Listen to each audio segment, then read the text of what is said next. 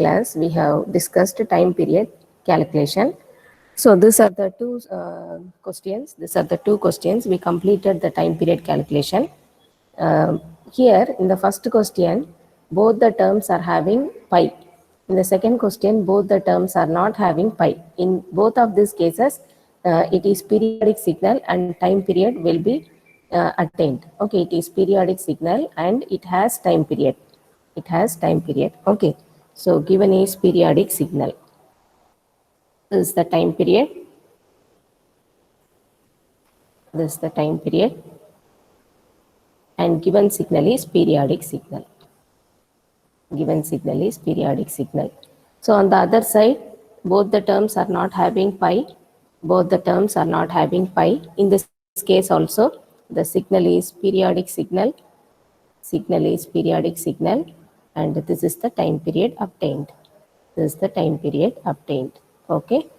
If you see the next problem, here the third question, so it is having first term and second term,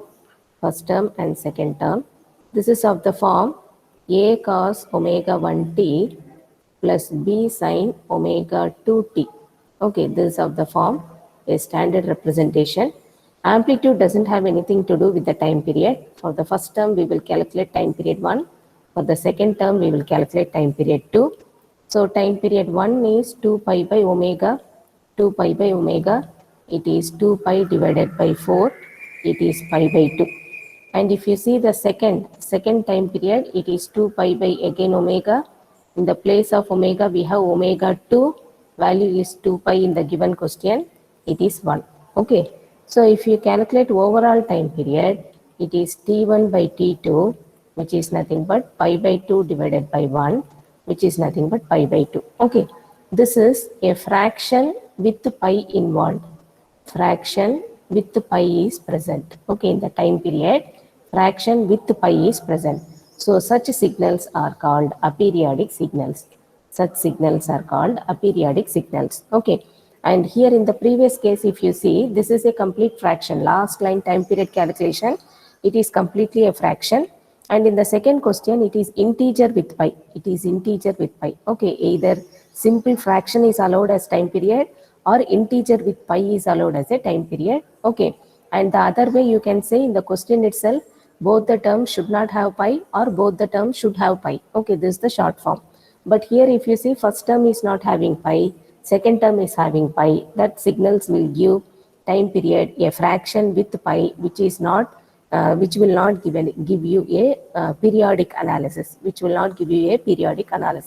Such signals are aperiodic signals. Time period doesn't exist. Okay, for aperiodic signals, time period cannot be calculated. And now coming to the next problem, right side. Next problem, if you see 2 into u of t. 2 into u of t. So this is 2 times amplitude and this is u of t, 2 times amplitude u of t, and this is sine waveform. Okay, this is sine waveform. This is second term. But the first term, this is aperiodic. You are adding, okay, you are adding an aperiodic with a second sine waveform. Whether it have pi or doesn't have pi will not bother. Already you are adding the second term with an aperiodic signal. Okay, and now the resultant will become an aperiodic signal. Okay, overall given signal 2 into u of t plus 2 sine 2t. Okay, this overall signal is aperiodic signal. Because first signal is aperiodic. Okay, first signal aperiodic. You are adding aperiodic with a sine waveform. Therefore, overall signal is aperiodic. So here if you see, this is u of t, height is 1.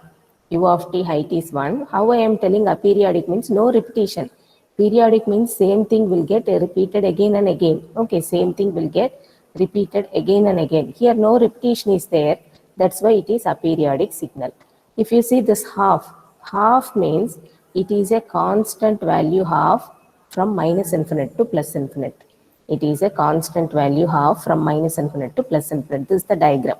When you add both of these diagrams, you are adding both of these diagrams, the resultant, already first term is aperiodic, therefore given signal is aperiodic. Okay, after addition, given signal is aperiodic signal. Whenever u of t step signal comes, you can directly give the conclusion it is an aperiodic signal. Directly give the conclusion it is an aperiodic signal. Okay, now this is exponential form. This is an exponential form. Again, two terms are there. This is of the standard form e power j omega t plus pi. Okay, and here b into e power j. Here you can take another omega value, omega 2t plus pi 2. Okay, pi 1 omega 1, pi 2 omega 2 you can take. Okay, and now only omega will play a role in calculation of time period. For the first time period, second term we will be calculating time period. It is the same formula 2 pi by omega. In the first term, in the place of omega we have 4, it is pi by 2.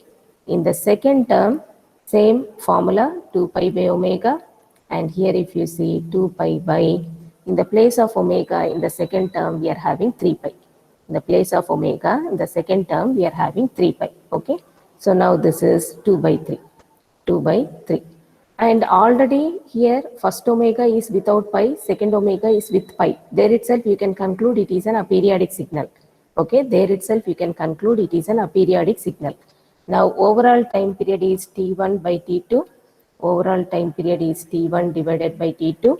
If you take it, pi by 2 divided by 2 by 3, it will become 3 pi by 4. This is a fraction with pi. And such things will not give a periodic signal. Therefore, given signal is aperiodic signal. Conclusion, given signal is aperiodic signal. Okay.